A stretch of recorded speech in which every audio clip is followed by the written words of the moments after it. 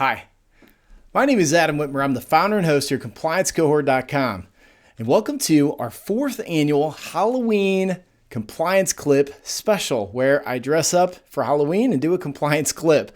Now, this year I dressed up as a lumberjack, so I had to figure out what the heck I was going to talk about. I decided to talk about trade-based money laundering and really environmental money laundering. So this compliance clip is going to be a BSA topic. So what is trade-based money laundering? Well, trade-based money laundering is utilizing physical products in some sort of trade to help launder money, sometimes across the border, typically across the border, so that money can get back into the financial system. Now, of course, money laundering is trying to take cash and get it into the financial system without being caught. So in trade-based money laundering, we may have an instance where a drug lord partners with a lumberjack. Lumberjack goes out, cuts down a bunch of big trees. They take those trees, they ship the raw lumber, the big logs, down to Mexico. It goes through customs and gets into Mexico. Then those logs that have been purchased with illegal illicit cash in the United States get into Mexico or South America, where those logs then are sold to legitimate lumber yards who pay money through their bank by sending wire transfers. The money then goes in the drug lord's accounts and looking at like it was a legitimate transaction that took place. So essentially, you have dirty money and cash that buys some goods like lumber. The lumber is shipped across the border, the lumber is sold. That money looks legitimate because it's bought by legitimate businesses, and then the money goes back to the drug lords in South America. So that's an example of trade-based money laundering.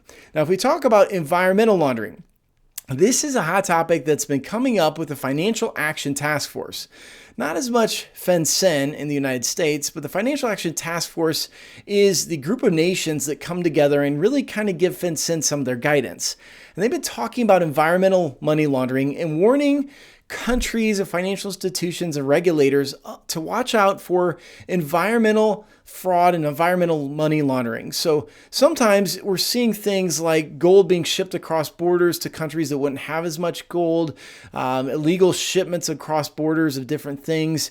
In the United States, we may experience things like dumping, illegally dumping when things should be recycled. I remember reading stories about that.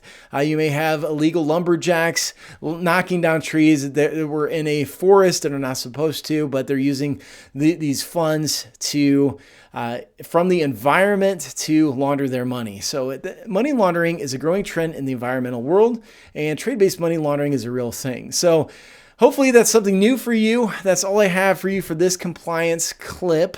If you're new to the compliance cohort, I do these compliance clips on an almost weekly basis, not every week, but a lot of times. I only dress up once a year on Halloween, but I do release these as free training videos for our free members. We have a free membership. It's called our basic membership that is available at ComplianceCohort.com. It's free. We've got free videos just like this, free articles, resources. We do giveaways.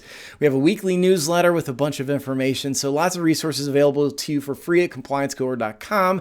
We also have some advanced training if you want to take a deep dive into a rule in our store, ComplianceCohort.com/store. So if you're new to the Compliance Cohort, take a look at our site. Hopefully you'll join us.